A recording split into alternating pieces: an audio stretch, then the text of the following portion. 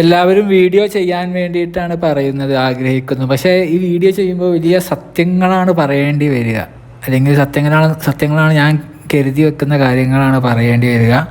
അപ്പോൾ അത് എങ്ങനെയാണ് പറയുക? കുറേ മുമ്പ് ഞാൻ കുറേ കാര്യങ്ങൾ പറഞ്ഞിട്ടുണ്ടായിരുന്നു. അപ്പോൾ ഇനി അങ്ങനെ പറയാൻ പറ്റുന്നൊരവസ്ഥയിലല്ല ഉള്ള കാര്യങ്ങളൊക്കെ നടന്നു പോകുന്നത്. അപ്പോൾ നമ്മുടെ കാര്യങ്ങളൊക്കെ എല്ലാവരും നമ്മുടെ നേതൃത്വമൊക്കെ പറയുന്നതനുസരിച്ച് എല്ലാവരും നീങ്ങുക. ഞാൻ എക്കണോമിയെക്കുറിച്ചാണ് ഇപ്പോൾ ഇവിടെ പറയാൻ പോകുന്നതൊക്കെ, എന്തൊക്കെയാണ് അവസ്ഥകൾ എന്നൊക്കെ ഉള്ളത്. അപ്പോൾ എല്ലാവരും രാജ്യത്തിൻ്റെ നന്മയ്ക്ക് വേണ്ടിയിട്ടുള്ള ഓരോ തീരുമാനങ്ങൾ എടുക്കുക. ഓക്കെ, അപ്പോൾ ഇവിടെ എന്താണെന്ന് വെച്ച് കഴിഞ്ഞാൽ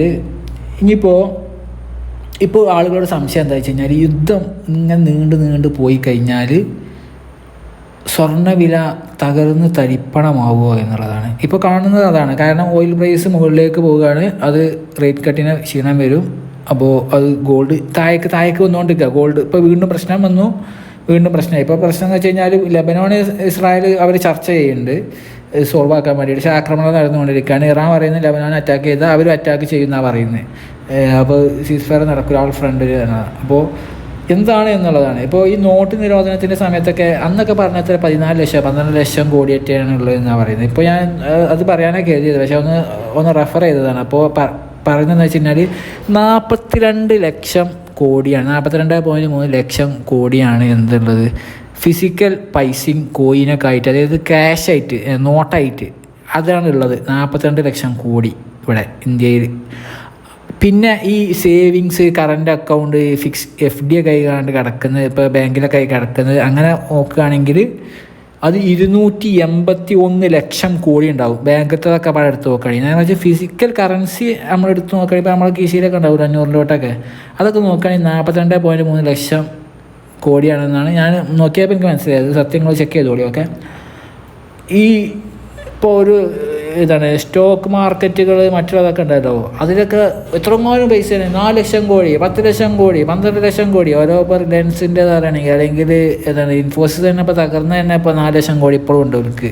കഴിഞ്ഞ 2 ദിവസങ്ങളായിട്ട് 10% കൂടി. ഞാൻ പറയാം, അതൊക്കെ 4 ലക്ഷം കോടി, അല്ലെങ്കിൽ അല്ലെങ്കിൽ 33,000 കോടി, അല്ലെങ്കിൽ 10 ലക്ഷം, അങ്ങനെ ഓരോ കോടിക്കൊന്നും വിലയല്ല ഞാൻ പറയുന്നത്. അപ്പോൾ അതിൽ 465 ലക്ഷം കോടിയാണ്. 465 ലക്ഷം കോടിയാണ് അതിലുള്ളത്. പക്ഷേ ആകെ ഫിസിക്കൽ കറൻസി ആയിട്ട് ഇവിടെ വെറും 42 ലക്ഷം, അതായത് 10 ഇരട്ടിനേക്കാളും ഉണ്ട്. അത് ഒന്നും അല്ല എന്നല്ല പറയുക. ഇപ്പോൾ നമ്മളെ സ്ഥലത്തിന് ഇപ്പോൾ പറയുകയാണെങ്കിൽ, ഇപ്പോൾ ഒരു സ്ഥലം ഉണ്ടെന്ന് പറഞ്ഞു കഴിഞ്ഞാൽ ഇത് ബോറടിക്കുന്നവരും സമയം ഇല്ലാത്തവരൊക്കെ പോയിക്കോളി കേട്ടോ. എനിക്ക് ഇങ്ങനത്തെ കാര്യങ്ങളൊക്കെ പറയേണ്ടി വരും. അപ്പോൾ ഇതെന്താണെന്ന് മനസ്സിലാക്കണമല്ലോ ഈ കാര്യം. നമ്മൾ ഈ ഗോൾഡ് കൂടുമ്പോൾ കുറയുമ്പോൾ എന്നുള്ള സംശയം നിങ്ങൾക്ക് ഉണ്ടാവും. അപ്പോൾ പ്രത്യേകിച്ച് ഈ കൺഫ്യൂസിങ് ആയിട്ടുള്ള ഈ സമയത്ത്. അപ്പോൾ ഇപ്പോൾ ഒരു ഏക്കർ സ്ഥലം ഇവിടെ ഉണ്ട്, ഇതിനിപ്പോൾ ഒരു 10 കോടി എന്ന് പറയുകയാണ്. 10 കോടീൻ്റെ സാധനം എൻ്റെ കയ്യിലുണ്ട് എന്ന് പറയാം. പക്ഷേ എന്താണ്, എൻ്റെ അടുത്ത് 10 കോടീൻ്റെ ക്യാഷ് എൻ്റെ അടുത്ത് ഉണ്ടാവില്ല. അതിൻ്റെ വാല്യൂ ആണ് ആ പറയുന്നത്. ആ സാധനം അസറ്റ് അതുണ്ട്. ഇതാണ് ഒരു പേപ്പർ കറൻസിയാണ്, വേറെ കാര്യം. അപ്പോൾ അങ്ങനെയാണ് അതിൻ്റെ വാല്യൂ ആണ്. അപ്പോൾ സ്റ്റോക്ക് മാർക്കറ്റ് ആ കമ്പനീൻ്റെ ആ വാല്യൂ ആണ് പറയുന്നത്. അതൊരു അസംഷൻ ഊഹമാണ്. ഇപ്പോൾ വാല്യൂ 10 ലക്ഷം കോടി എന്ന് പറയുന്ന സാധനം അതില്ല എന്ന് പറഞ്ഞാൽ അത്ര ഇല്ല, അതിന് ഒരു 10 പൈസക്ക് വകുപ്പില്ല എന്ന് പറഞ്ഞാൽ 20 ലക്ഷം കോടി ഉള്ളൂ എന്ന് പറഞ്ഞാൽ അത്രയേ ഉള്ളൂ. മനസ്സിലാവും. അതുകൊണ്ടാണ് ഈ സാധനം മേലേക്ക് പോകുകയും ചെയ്യും, താഴേക്ക് പകുതിയൊക്കെ ഇടിഞ്ഞങ്ങോട്ട് പകുതിയൊക്കെ വാല്യൊക്കെ പോകും. അത് ഒരു കണക്കാണ്, അതിൻ്റെ വാല്യൂ ആണ്. അപ്പോൾ ഞാൻ പറഞ്ഞു വരുന്നത് വെച്ച് കഴിഞ്ഞാൽ, നമ്മുടെ ഗോൾഡിന് എന്ത് സംഭവിക്കുക എന്നുള്ളതാണ്. അപ്പോൾ ഗോൾഡ് ഉയർന്നു പോയി. അപ്പോൾ ഗോൾഡ് ഇനിയിപ്പോൾ ഒക്കെ കഴിഞ്ഞ് ഇപ്പോൾ യുദ്ധം വരികയാണെങ്കിൽ എന്ത് സംഭവിക്കുക, എല്ലാവരും വിൽക്കും. കാരണം എന്ന് വെച്ച് കഴിഞ്ഞാൽ അവർക്ക് പൈസ ആവശ്യമുണ്ടാവും പെട്ടെന്ന്. ഇപ്പോൾ അതൊക്കെ നമ്മൾ കുറേ അങ്ങോട്ട് പോകണം വേണ്ട. 1990 ബോസ്നിയ, അതേപ്പോഴത്തെ വെനിസ്വേലയിലൊക്കെ നടന്ന കാര്യം തന്നെയാണ്. അപ്പോൾ എന്താണെന്ന് വെച്ച് കഴിഞ്ഞാൽ അവരെന്ത് ചെയ്യും, അവർക്ക് ആവശ്യം വരും. ഞാൻ പറഞ്ഞില്ല, ആകെ ഉള്ളത് ഇവിടെ എത്ര 42 ലക്ഷം കോടിയാണ്. ഇപ്പോൾ ഒരു 500 രൂപ നിങ്ങളെടുത്തിട്ടുണ്ടെങ്കിൽ അതിന് 500 രൂപ എന്ന് പറയുന്ന സാധനമല്ല നടക്കുന്നത്, അതൊരു ടിക്കറ്റാണ് ശരിക്ക്. അതിങ്ങനെ ട്രാൻസ്ഫർ ചെയ്യും. ഇപ്പോൾ 500 രൂപയ്ക്ക് നിങ്ങൾ സൂപ്പർ മാർക്കറ്റ് പോയിട്ട് ഒരു അരി വാങ്ങി, ആ സൂപ്പർ മാർക്കറ്റുകാരൻ വേറെ ഹോൾസെയിൽ കടയിൽ പോയിക്കാണ്ട് 500 രൂപ കൊടുക്കും. ആ 500 രൂപയ്ക്ക് വേറെ ആൾ പോയിക്കാണ്ട് പെട്രോൾ അടിച്ചും. അപ്പോൾ 500 രൂപ തന്നെ 20,000 രൂപേൻ്റെ ട്രാൻസാക്ഷൻ അവിടെ നടക്കുന്നുണ്ട്. അതായത് സർക്കുലേറ്റിംഗ് ടിക്കറ്റായിട്ടാണ് പറയുന്നത്. അപ്പോൾ ഞാൻ പറഞ്ഞു വരുന്നത് വെച്ച് കഴിഞ്ഞാൽ, ഇപ്പോൾ ഇവിടെ എല്ലാവരും എന്ത് ചെയ്യും, ആർക്ക് ആവശ്യം വരും. കാരണം പൈസക്ക് ആവശ്യം വരും. അപ്പോൾ പൈസക്ക് വേണ്ടിയിട്ട് ഇത് കൊടുക്കുമ്പോൾ എന്താ സംഭവിക്കുക എന്ന് വെച്ച് കഴിഞ്ഞാൽ, ഇതിൻ്റെ വാല്യൂ ഇടിയും. ഇതിൻ്റെ വാല്യൂ ഇടിഞ്ഞിടിഞ്ഞിടിഞ്ഞ് പോവും. അതിൻ്റെ ഗോൾഡ് ഇടിയും. അതാണ് നമ്മൾ കണ്ടത്. ഇതങ്ങനെ തുടരുകയാണെങ്കിൽ. പക്ഷേ ഇത് ഇങ്ങനെ സംഭവിക്കുമ്പോൾ എന്താണെന്ന് വെച്ച് കഴിഞ്ഞാൽ ക്യാഷിന് ആവശ്യം പിന്നെയും വരും. ആളുകൾക്ക് പിന്നെയും കാശില്ല. ആകെ 42 ലക്ഷം കോടിയല്ലേ ഉള്ളത്. അപ്പോൾ പൈസക്ക് കാരണം എക്കണോമി വളരെ മോശമായി കഴിഞ്ഞ് കഴിഞ്ഞാൽ ഈ സർക്കുലേഷൻ എന്താ പറയുക, ഈ ക്യാഷ് സർക്കുലേറ്റിംഗ് ടിക്കറ്റേക്കാണ് കിടക്കുന്ന പരിപാടി ഉണ്ടല്ലോ. അതായത് സർക്കുലേറ്റ് ചെയ്യില്ല. അതായത് അവിടെ പോയിട്ട് പെട്രോൾ വാങ്ങുക, അല്ലെങ്കിൽ അവിടെ പോയിട്ട് അത് വാങ്ങുക, അവിടെ പോയിട്ട് ബിൽഡിങ്ങിൻ്റെ സാധനങ്ങൾ വാങ്ങാൻ ഒക്കെ ഡിമ്മായി കിടക്കുന്ന സമയത്ത് ഒന്നും നടക്കൂല. അപ്പോൾ ആൾക്കാർക്കൊക്കെ പൈസ വേണ്ടി വരും. അപ്പോൾ പൈസക്ക് വേണ്ടിയിട്ട് എന്ത് ചെയ്യും, ഗവൺമെൻറ് എന്ത് ചെയ്യും, ഒക്കെ ഓപ്പൺ ആക്കി കൊടുക്കുക. ഗവൺമെൻറ് കൂടുതൽ ഇപ്പം എല്ലാം പറയട്ടെ, കൂടുതൽ പ്രിൻറ്റിങ് ചെയ്യാനുള്ള സാധ്യതയുണ്ട് കറൻസി. നമ്മൾ ഇവിടുത്തെ ഞാൻ പറയുന്നത് ലോകം മൊത്തം ഉള്ള കാര്യത്തിൽ ഞാൻ പറയുന്നത് ഇതൊക്കെ. അപ്പോൾ എന്താ വെച്ച് കഴിഞ്ഞാൽ കൂടുതൽ പ്രിൻറ്റിങ്. അപ്പോൾ വീണ്ടും ഈ കറൻസിയുടെ വാല്യൂ കുറയും.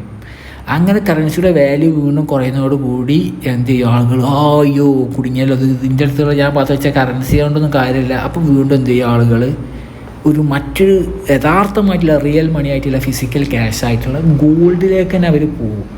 അപ്പോൾ ഇടിയുന്ന ഗോൾഡ് തന്നെ വീണ്ടും എന്ത് ചെയ്യും, ഈ യുദ്ധം കൊണ്ട് തന്നെ അല്ലെങ്കിൽ ഈ ഇൻഫ്ലേഷൻ കൊണ്ട് തന്നെ പിന്നെയും മുകളിലേക്ക് പോകും. പക്ഷേ അടുത്തായിട്ട് നടക്കുന്ന കാര്യം എന്തായിരിക്കും, ഈ ഓയിൽ പ്രൈസ് ഇതൊക്കെ ഉയരുമ്പോൾ എന്ത് സംഭവിക്കും, ഈ കാരണങ്ങളെ കൊണ്ട് ആദ്യത്തെ രീതിയിലുള്ള ആ സെല്ലിങ് നടക്കുന്ന കാരണം അത് ഇടിയും. മനസ്സിലായി. അപ്പോൾ യുദ്ധം തുടർന്ന് പ്രശ്നങ്ങളായി ഇങ്ങനെ പോകുമ്പോഴും യുദ്ധം നിന്ന് കഴിഞ്ഞാലും എങ്ങനായാലും അങ്ങനെ ഗോൾഡ് മുകളിലേക്ക് പോകാനാണ് സാധ്യത എന്നുള്ള ആ ഒരു കാര്യമാണ് ഞാൻ പറയുന്നത്. എന്നാൽ മറ്റേതൊക്കെ പ്രശ്നങ്ങളൊക്കെ ഇങ്ങനെ വന്നുകൊണ്ടിരിക്കുകയാണെങ്കിൽ ഒക്കെപ്പാടതൊരു കൗത്തലേകാരം ഒക്കെ ശ്രദ്ധിക്കണം. ഈ സമയം പ്രശ്നങ്ങളായിട്ട് മാറുകയാണെങ്കിൽ എന്നുള്ളതാണ് ഇന്ത്യയിൽ പറയാനുള്ളത്. എന്തായാലും റൂബിയോ പറയുന്നത് ഇറാൻ്റെ സുപ്രീം ലീഡർ ജീവനോടെ ഉണ്ട് എന്നുള്ള രീതിയിൽ സംസാരിക്കുന്നത് എൻഗേജിങ് ആണ് എന്നാണ് പറയുന്നത്.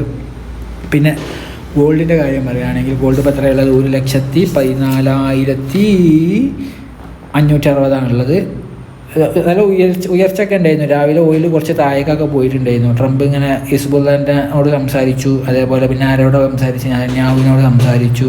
അവരോടൊക്കെ നിർത്താനൊക്കെ വന്നു. പക്ഷേ പോയി ലെബനോൻ്റെ ബെറിൽ അങ്ങനത്തെ പല സ്ഥലം സൗത്തിലേക്ക് അറ്റാക്കൊക്കെ പോകുന്നുണ്ട്. അപ്പോൾ വലിയ ടെൻഷൻ ഇപ്പോഴും ഉണ്ട്. അപ്പോൾ നെഗറ്റീവിലേക്ക് പോയ ഓയിൽ പിന്നെ 0.5% ഉയർച്ചയിലാണുള്ളത്. അപ്പോൾ ഗോൾഡ് നേരെ അതിന് തിരിച്ചായിട്ട് താഴേക്കാൻ ഇറങ്ങി 4,540 അടുത്തൊക്കെ പോയിട്ടുണ്ടായിരുന്നു. ഇപ്പോൾ വീണ്ടും 4,490 സംതിങ്ങിൻ്റെ അങ്ങോട്ട് ഇറങ്ങിയിട്ടുണ്ട്. 4,500 അടിക്ക് ഇറങ്ങിയിട്ടുണ്ട്. അപ്പോൾ എന്താ വെച്ച് കഴിഞ്ഞാൽ 14,560 കൂടി നാളെ കൂടിയേക്കാവുന്ന അവസ്ഥയിലേക്ക് പോയ ഗോൾഡ് വീണ്ടും എന്തായി, അതായത് 1000 മേലെ കൂടിയേക്കാവുന്ന ഗോൾഡ് ഇപ്പോൾ നാളെ 200 രൂപ കുറഞ്ഞേക്കാവുന്ന അവസ്ഥയിൽ ഇടിഞ്ഞുകൊണ്ടിരിക്കുകയാണ്. കാരണം ടെൻഷൻ ഇപ്പോഴും സംഭവം സോൾവ് ആയിട്ടില്ല. റൂബിയോ പറയുന്നത് ന്യൂക്ലിയർ ചില ടോക്സുകളൊക്കെ ഇറാൻ നടത്തുന്നു എന്നുള്ള രീതിയിലൊക്കെയാണ് പറയുന്നത്. എന്തായാലും മുജ്തബ ഖമേനിക്ക് പരിക്ക് സിവിയറായി പറ്റിയതൊക്കെയാണ് അമേരിക്ക പറഞ്ഞിട്ടുണ്ടായിരുന്നത്. അദ്ദേഹം ജീവനോടെ ഉണ്ട് എന്നാണ് പറയുന്നത്. അപ്പോൾ പരിക്കൊക്കെ വലിയ പറ്റിയിട്ടൊക്കെ ഉണ്ടെങ്കിൽ പെട്ടെന്ന് ഡീല് ഒക്കെ സൈക്കോളജിക്കലി ചിന്തിക്കുക, അതിന് കാര്യമില്ല. എന്താ ഞാൻ പറഞ്ഞു വെച്ച് കഴിഞ്ഞാൽ പ്രോബ്ലം സോൾവ് ആയിട്ടില്ല. അതിൻ്റെ ഇടയ്ക്കാണ് ഇസ്രായേലിൽ തന്നെ ഫാർ റൈറ്റ് മിനിസ്റ്റേഴ്സൊക്കെ യുദ്ധം ട്രംപ് എന്ന് പറയുന്നത് കേൾക്കണ്ട എന്നൊക്കെ പറഞ്ഞാണ്ട് നെതന്യാഹുവിനോട് പറയുന്നത്. ട്രംപും നെതന്യാഹു അങ്ങോട്ടും ഇങ്ങോട്ടും ക്ലാഷ് ഉണ്ടായി എന്നൊക്കെ മീഡിയാസ് റിപ്പോർട്ട്സുകളൊക്കെ ഉണ്ട്. അവർ ഫ്രണ്ട്ലി ക്ലാഷാണ്, അല്ലാതെ ഇത് ഞാനും ഉണ്ടായിരുന്നുള്ളൂ എന്നൊക്കെ പറഞ്ഞാൽ അതൊക്കെ സ്ഥിരീകരിക്കാത്ത റിപ്പോർട്ടുകളാണ്. എന്തായാലും അവർ തമ്മിൽ ചർച്ച ചെയ്തിട്ടുണ്ട് വേഗം എന്നൊക്കെ ഉള്ള രീതിയൊക്കെ. അതൊക്കെ അവർ പുറത്തേക്ക് വരുന്ന വാർത്തകളിലൊന്നും ഉണ്ടല്ലോ. ഉള്ളിലൂടെ ചിലപ്പോൾ അവർ എല്ലാവരും ഒരുമിച്ച് തന്നെ ആയിരിക്കും. അവർ തീരുമാനം എടുത്തിട്ടുണ്ടാവും. എന്തെങ്കിലും ഓപ്പറേഷനൊക്കെ തീരുമാനങ്ങൾ കാര്യം എടുത്തിട്ടുണ്ടാവും. ഇത് എന്ത് ടാക്ടിക്സ് ആണെന്ന് നമുക്കറിയത്തില്ല. എന്തായാലും പ്രശ്നം സോൾവ് ആയിട്ടില്ല. ടോക്സ് ആർ കണ്ടിന്യൂ എന്ന് പറയാം. അല്ലെങ്കിൽ അത്രയേ ഉള്ളൂ. അപ്പോൾ നമുക്ക് നോക്കാം എന്താവും എന്നുള്ളത്. അപ്പോൾ ഇപ്പോഴൊക്കെ നടക്കുന്ന കാര്യം എന്താണെന്ന് വെച്ച് കഴിഞ്ഞാൽ വാങ്ങിക്കൂട്ടുന്ന പരിപാടിയായിരിക്കും ചെയ്യുന്നത് സെൻട്രൽ ബാങ്കുകളും മറ്റുള്ളതും. എന്നാൽ പ്രശ്നങ്ങൾ നേരിട്ട് കൊണ്ടിരിക്കുന്ന വലിയ ആളുള്ള ആളുകളൊക്കെ എന്ത് ചെയ്യുക, അവർക്ക് മിസൈലുകളും മറ്റുള്ളതൊക്കെ കിട്ടുന്നതിന് വേണ്ടിയിട്ട് വിൽക്കുന്നുണ്ടാവും. മനസ്സിലായില്ലേ? അങ്ങനത്തെ ഒരു അവസ്ഥയിലൂടെയാണ് പോയിക്കൊണ്ടിരിക്കുന്നത്. അപ്പോൾ അതാണ് ഇതിൻ്റെ ക്യാഷും ആവശ്യം ആണ്, ഇതുമാണുള്ളത്. എന്നാലും ഗോൾഡ് മുകളിലേക്ക് പ്രൈസ് വീണ്ടും മുകളിലേക്ക് പോകാൻ സാധ്യതയുണ്ട്. പ്രശ്നം ഇപ്പോൾ വീണ്ടും യുദ്ധത്തിലേക്ക് പോകുകയാണെങ്കിൽ ഗോൾഡ് വീണ്ടും എന്ത് സംഭവിക്കാൻ സാധ്യതയുണ്ട്, 1,00,000 അടുത്തേക്ക് ഇറങ്ങാൻ സാധ്യതയുണ്ട്. പ്രശ്നം ഇപ്പോൾ തന്നെ 1,07,000 8,000 റേഞ്ചാണ് ശരിക്കും ടാക്സ് കൂട്ടിയതുകൊണ്ടാണ്. അപ്പോൾ പ്രശ്നം ഇങ്ങനെ വീണ്ടും പോവുകയാണെങ്കിൽ വലിയ പ്രശ്നമാണെങ്കിൽ പിന്നീട് എന്തോ അത് വലിയ ഉയർച്ചയിലേക്ക് പോകുന്ന പ്രശ്നം സോൾവ് ആണെങ്കിൽ അതാണ് അടുത്ത വ്യാപകമായി സംഭവിക്കുന്നത്. പക്ഷേ പ്രശ്നം വലിയ രീതിയിലാകുകയാണെങ്കിൽ പിന്നീട് അത് നേരെ തിരിച്ചായിട്ട് ഇതിന് ഡിമാൻഡ് കൂടും എന്നുള്ളതുമാണ്. അപ്പോൾ എല്ലാം ആവശ്യമുണ്ടാകുന്ന അവസ്ഥയാണുള്ളത്, ക്യാഷും മറ്റുള്ളതൊക്കെ. പിന്നെ പ്രശ്നമൊക്കെ സോൾവ് ആണെങ്കിൽ മറ്റെല്ലാ മാർക്കറ്റുകളൊക്കെ ഉയരും. എല്ലാ മാർക്കറ്റുകളൊക്കെ ഉയരുമുള്ള കാര്യം ഇതാണ് ഞാൻ പറയുന്നത്. നിങ്ങൾക്ക് എല്ലാവർക്കും എപ്പോൾ എന്നേക്കുമായിട്ട് മനസ്സിലാക്കാനുള്ള കാര്യമാണ്. ചിലത് അങ്ങനെ ബബിളാക്കി ഇങ്ങനെ വെച്ച് വെക്കുകയാണ്. ഓരോന്നിങ്ങനെ നോക്കുമ്പോഴേ 10 ലക്ഷം കോടി, 14 ലക്ഷം കോടി, 17 ലക്ഷം കോടി, എവിടുന്ന് എന്തുകൊണ്ട് കോടി, ബാങ്കേ അറിയില്ല മറ്റേ രാവണപ്രഭു എന്ന സിനിമയിൽ. അപ്പോൾ ആ റിയാലിറ്റി നിങ്ങൾ മനസ്സിലാക്കുക. അത് വലിയ ഇത് എന്താണ് പണം, എന്താണ് ഡെപ്റ്റ് എന്നുള്ളത് മനസ്സിലാക്കാതിരുന്നു കഴിഞ്ഞാൽ പണിയാകും. എവിടെയെങ്കിലുമൊക്കെ കൊണ്ടുപോയി ഇൻവെസ്റ്റ് ചെയ്ത് കഴിഞ്ഞാൽ പറഞ്ഞ ഒറ്റ താഴത്തേക്ക് കൗത്തരേക്കാരം നോക്കി നിൽക്കാനേ നേരം ഉണ്ടാവുള്ളൂ.